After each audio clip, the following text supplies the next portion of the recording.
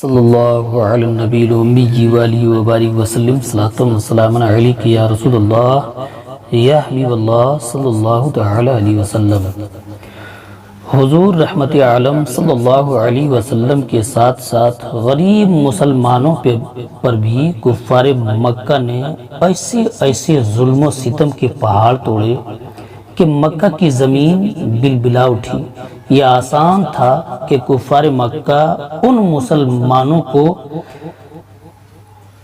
دم زدن میں قتل کر ڈالتے، مگر اس سے ان کافروں کے جوش انتقام کا نشہ نہیں اتر سکتا تھا، کیونکہ کفار اس بات میں اپنی شان سمجھتے تھے کہ ان مسلمانوں کو اتنا ستاؤ کہ وہ اسلام کو چھوڑ کر پھر شرک و بت پرستی کرنے لگے۔ اس لیے قتل کر دینے کی بجائے کفار مکہ مسلمانوں کو طرح طرح کی سزاؤں اور ایذا رسانیوں کے ساتھ ستاتے تھے، مگر خدا کی قسم شراب توحید کے ان مستوں نے اپنے استقلال و استقامت کا وہ منظر پیش کر دیا کہ پہاڑوں کی چوٹیاں سر اٹھا کر حیرت کے ساتھ ان بلا کشان اسلام کے جذبہ استقامت کا نظارہ کرتی رہی۔ سنگ دل بے رحم اور درندہ صفت کافروں نے ان غریبوں بے کسوں مسلمانوں پر جبر و اکراہ اور ظلم و ستم کا کوئی دقیقہ باقی نہیں چھوڑا،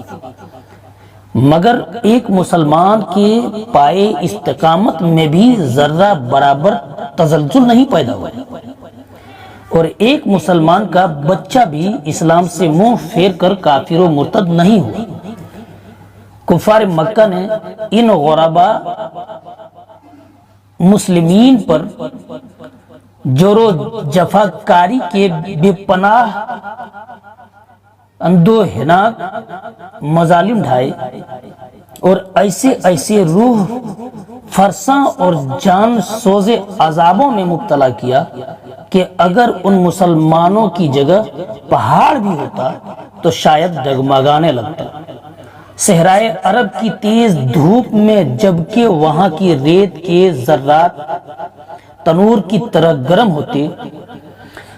ان مسلمانوں کی پشت کو کوڑوں کی مار سے زخمی کر کے اس جلتی ہوئی ریت پر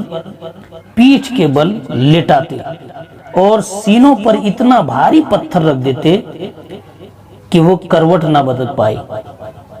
لوہے کو آگ میں گرم کر کے ان سے ان مسلمانوں کے جسموں کو داغتے، پانی میں اس قدر ڈبکیاں دیتے کہ ان کا دم گھٹنے لگتا۔ چٹائیوں میں ان مسلمانوں کو لپیٹ کر ان کی ناکوں میں دھواں دیتے، جس سے سانس لینا مشکل ہو جاتا، اور وہ کرب و بے چینی سے بدحواس ہو جاتے۔ حضرت جناب ابن الامت رضی اللہ تعالی عنہ یہ اس زمانے میں اسلام لائے جب حضور اقدس صلی اللہ علیہ وسلم حضرت ارقم بن ارقم رضی اللہ تعالی عنہ کے گھر میں مقیم تھے، اور صرف چند ہی آدمی مسلمان ہوئے تھے۔ قریش نے ان کو بے حد ستایا، یہاں تک کہ کوئلے کے انگاروں پر ان کو چت لٹایا، اور ایک شخص ان کے سینے پر پاؤں رکھ کر کھڑا رہا، یہاں تک کہ ان کی پیٹھ کی چربی اور رطوبت سے کوئلے بجھ گئے۔ برسوں کے بعد جب حضرت خباب رضی اللہ تعالی عنہ نے یہ واقعہ حضرت امیر المؤمنین عمر رضی اللہ تعالی عنہ کے سامنے بیان کیا تو اپنی پیٹھ کھول کر دکھائی۔ پوری پیٹھ پر سفید سفید داغ دھبے پڑے ہوئے تھے۔ اس عبرتناک منظر کو دیکھ کر حضرت عمر رضی اللہ تعالی عنہ کا دل بھر آیا اور وہ رو پڑے۔ حضرت بلال رضی اللہ تعالی عنہ کو، جو امیہ بن خلف کافر کے غلام تھے، ان کی گردن میں رسی باندھ کر کوچو بازار میں ان کو گھسیٹتا، ان کی پیٹھ پر لاٹھیاں برسائی جاتی تھی اور ٹھیک دوپہر کے وقت تیز دھوپ میں گرم گرم ریت پر ان کو لٹا کر اتنا بھاری پتھر ان کی چھاتی پر رکھ دیا جاتا تھا کہ ان کی زبان باہر نکل آتی تھی۔ امیہ کافر کہتا تھا کہ اسلام سے باز آ جاؤ ورنہ اس طرح گھٹ گھٹ کے مر جاؤ گے، مگر اس حال میں بھی حضرت بلال رضی اللہ تعالیٰ عنہ کی پیشانی پر مل نہیں آتا تھا، بلکہ زور زور سے احد احد کا نعرہ لگاتے تھے اور بلند آواز سے کہتے تھے کہ خدا ایک ہے، خدا ایک ہے۔ حضرت عمار بن یاسر رضی اللہ تعالیٰ عنہ کو گرم گرم بالوں پر چت لٹا کر کفار قریش اس قدر مارتے تھے کہ یہ بے ہوش ہو جاتے تھے، اور ان کی والدہ حضرت بی بی سمیہ رضی اللہ تعالیٰ عنہ کو اسلام لانے کی بنا پر ابو جہل نے ان کی ناف کے نیچے ایسا نیزہ مارا کہ یہ شہید ہو گئی۔ حضرت عمار رضی اللہ تعالیٰ عنہ کے والد حضرت یاسر رضی اللہ تعالیٰ عنہ بھی کفار کی مار کھاتے کھاتے شہید ہو گئے۔ حضرت صہیب رومی رضی اللہ تعالیٰ عنہ کو کفار مکہ اس قدر طرح طرح کی اذیت دیتے اور ایسی ایسی مار ڈھاڑ کرتے کہ یہ گھنٹوں بے ہوش رہتے۔ جب یہ ہجرت کرنے لگے تو کفار مکہ نے کہا کہ تم اپنا سارا مال و سامان یہاں چھوڑ کر مدینہ جا سکتے ہو۔ آپ خوشی خوشی دنیا کی دولت پر لات مار کر اپنی متاع ایمان کو ساتھ لے کر مدینہ چلے گئے۔ حضرت ابو فقیہ رضی اللہ تعالیٰ عنہ صفوان بن امیہ کافر کے غلام تھے اور حضرت بلال رضی اللہ تعالیٰ عنہ کے ساتھ ہی مسلمان ہوئے تھے۔ جب صفوان کو ان کے اسلام کا پتہ چلا تو اس نے ان کے گلے میں رسی کا پھندا ڈال کر ان کو گھسیٹتا اور گرم جلتی ہوئی زمین پر ان کو چت لٹا کر سینے پر وزنی پتھر رکھ دیتا۔ جب ان کو کفار گھسیٹ کر لے جا رہے تھے، راستہ میں اتفاق سے ایک گبریلا نظر پڑا۔ امیہ کافر نے طعنہ مارتے ہوئے کہا کہ دیکھ تیرا خدا یہی تو نہیں ہے۔ حضرت ابو فقیہ نے فرمایا کہ اے کافر کے بچے، خاموش، میرا اور تیرا خدا اللہ ہے۔ یہ سن کر امیہ کافر غضبناک ہو گیا اور اس زور سے ان کا گلا گھونٹا کہ وہ بے ہوش ہو گئے اور لوگوں نے سمجھا کہ ان کا دم نکل گیا۔ اسی طرح حضرت عامر بن فہیرہ رضی اللہ تعالیٰ عنہ کو بھی اس قدر مارا جاتا تھا کہ ان کے جسم کی بوٹی بوٹی درد مند ہو جاتی تھی۔ حضرت بی بی لبینہ رضی اللہ تعالیٰ عنہ جو لونڈی تھی حضرت عمر رضی اللہ تعالیٰ عنہ جب کفر کی حالت میں تھے، اس غریب لونڈی کو اس قدر مارتے تھے کہ مارتے مارتے تھک جاتے تھے، مگر حضرت لبینہ رضی اللہ تعالیٰ عنہ اف نہیں کرتی تھی، بلکہ نہایت جرات و استقلال کے ساتھ کہتی تھی کہ اے عمر، اگر تم خدا کے سچے رسول پر ایمان نہیں لاؤ گے تو خدا تم سے ضرور اس کا انتقام لے گا۔ حضرت زنیرہ رضی اللہ تعالیٰ عنہ حضرت عمر رضی اللہ تعالیٰ عنہ کے گھرانے کی باندی تھی۔ یہ مسلمان ہو گئی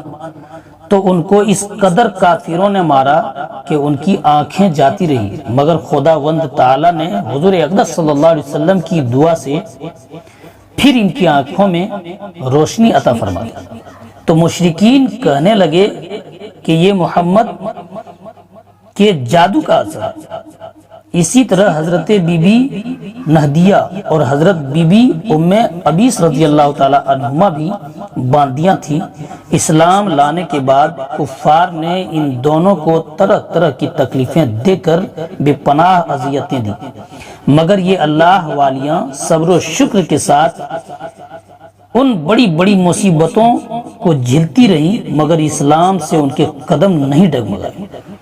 حضرت یار غار مصطفیٰ ابو بکر صدیق باصفا رضی اللہ تعالی عنہ نے کس طرح اسلام پر اپنی دولت نثار کی، اس کی ایک جھلک یہ ہے کہ آپ نے ان غریب و بے کس مسلمانوں میں سے اکثر کی جان بچائی۔ آپ نے حضرت بلال اور عامر بن فہیرہ اور ابو فقیہ و لبینہ و زنیرہ و نہدیہ و ام ابیس رضی اللہ تعالی عنہم، ان تمام غلاموں کو بڑی بڑی رقمیں دے کر خریدا اور سب کو آزاد کر دیا، مظلوموں کو کافروں کی ایذاؤں سے بچا لیا۔ حضرت ابو ذر غفاری رضی اللہ تعالیٰ عنہ جب دامن اسلام میں آئے تو مکہ میں ایک مسافر کی حیثیت سے کئی دن حرم کعبہ میں رہے۔ یہ روزانہ زور زور سے چلا چلا کر اپنے اسلام کا اعلان کرتے تھے، اور روزانہ کفار قریش ان کو اس قدر مارتے تھے کہ یہ لہو لہان ہو جاتے تھے، اور ان دنوں میں آب زمزم کے سوا ان کو کچھ بھی کھانے پینے کو نہیں ملا۔ کفار مکہ کا یہ سلوک صرف غریبوں اور غلاموں ہی تک محدود نہیں تھا، بلکہ اسلام لانے کے جرم میں بڑے بڑے مالداروں اور رئیسوں کو بھی ان ظالموں نے نہیں بخشا۔ حضرت ابو بکر صدیق رضی اللہ تعالی عنہ جب شہر مکہ کے ایک متومل اور ممتاز معززین میں سے تھے، مگر ان کو بھی حرم کعبہ میں کفار قریش نے اس قدر مارا کہ ان کا سر خون سے لت پت ہو گیا۔ اسی طرح حضرت عثمان غنی رضی اللہ تعالیٰ عنہ جو نہایت ہی مالدار اور صاحب اقتدار تھے، جب یہ مسلمان ہوئے تو غیروں نے نہیں بلکہ خود ان کے چچا نے ان کو رسیوں میں جکڑ کر خوب مارا۔ حضرت زبیر بن العوام رضی اللہ تعالیٰ عنہ بڑے روب اور دبدبہ کے آدمی تھے، مگر انہوں نے جب اسلام قبول کیا تو ان کے چچا ان کو چٹائی میں لپیٹ کر ان کی ناک میں دھواں دیتے تھے کہ جس سے ان کا دم گھٹنے لگتا تھا۔ حضرت عمر رضی اللہ تعالیٰ عنہ کے چچا زاد بھائی اور بہنوئی حضرت سعید بن زید رضی اللہ تعالیٰ عنہ کتنے جاہو اعزاز والے رئیس تھے، مگر جب ان کے اسلام کا حضرت عمر رضی اللہ تعالیٰ عنہ کو پتہ چلا تو ان کو رسی میں باندھ کر مارا، اور ساتھ ہی حضرت عمر رضی اللہ تعالیٰ عنہ نے اپنی بہن حضرت بی بی فاطمہ بنت الخطاب کو بھی اس زور سے تھپڑ مارا کہ ان کے کان کے آوزے گر پڑے اور چہرے پر خون بہنے لگا۔